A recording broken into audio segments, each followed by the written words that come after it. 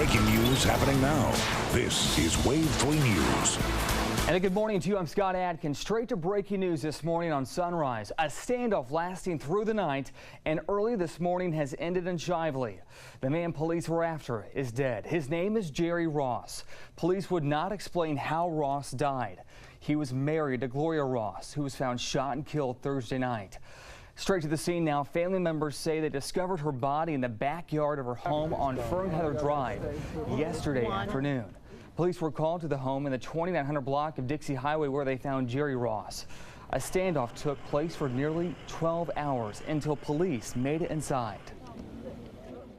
Once they were inside, they actually located an individual who was deceased inside the home. The cause and manner of the death has not been determined. It's still under investigation. And police used several methods throughout the night and early this morning to make contact with him, including tear gas at one point. We'll keep you updated throughout this morning as this story continues to develop on air and online.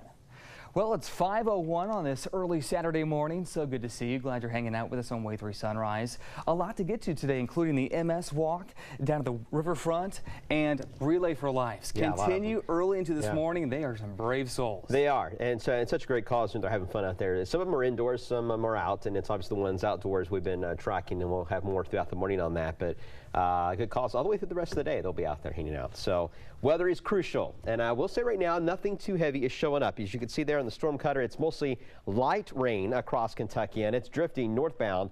We're on the backside now, the area of low pressure we've been tracking now for the past several days. It really showed its influence on us yesterday with showers and thunderstorms across Kentuckiana, but it is now pretty much starting to exit the state. It's still crawling across areas of East Kentucky, and eventually as it moves off to the east, we'll see a drier pattern. That'll be shaping up for tomorrow and into Monday. But today we're still going to be influenced, so there will be a scattering of light showers, maybe a rumble of thunder. The best chance for anything heavy looks to be east of the I-65 corridor. Temperature-wise this morning, because of the clouds, it's a little more humid out there too, so not much of a drop, but a fairly comfortable morning if you deal with the humidity out there. 68 in Louisville, 64 into the Austin area. Forecast today, temperatures climbing into the upper 70s. Lots of clouds around, looks like. Scattering of showers. Showers should begin to ease off late tonight. But we got 90s in that forecast. Details on how hot it's going to get and when coming up in a few minutes. Uh-oh, here we go. Yeah. All right, Brian. Well, she had delusions of demons haunting her family and suffered from mental illness.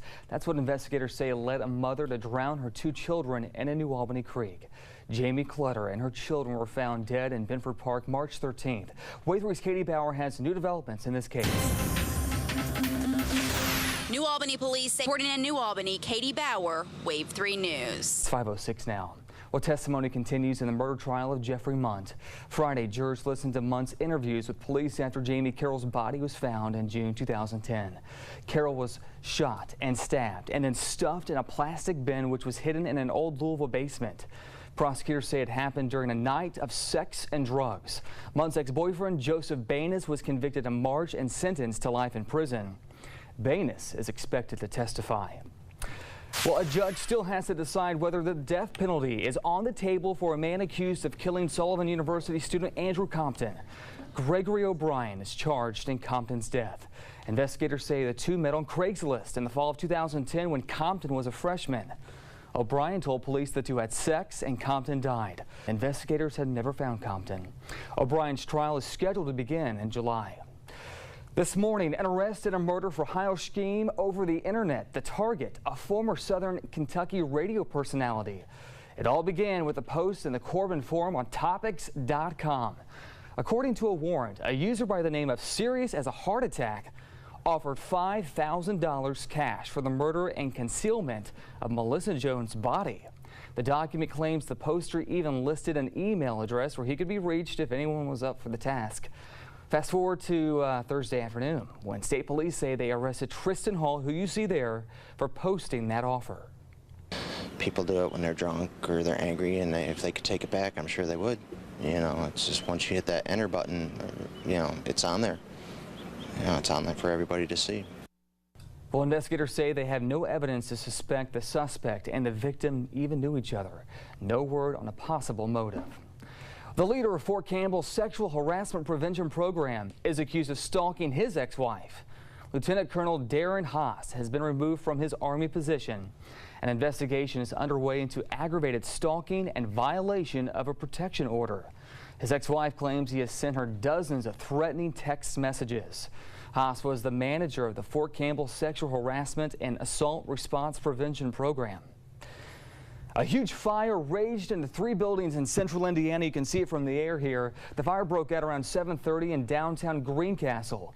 Crews from 7 fire departments battled the flames, which spread to 2 other buildings.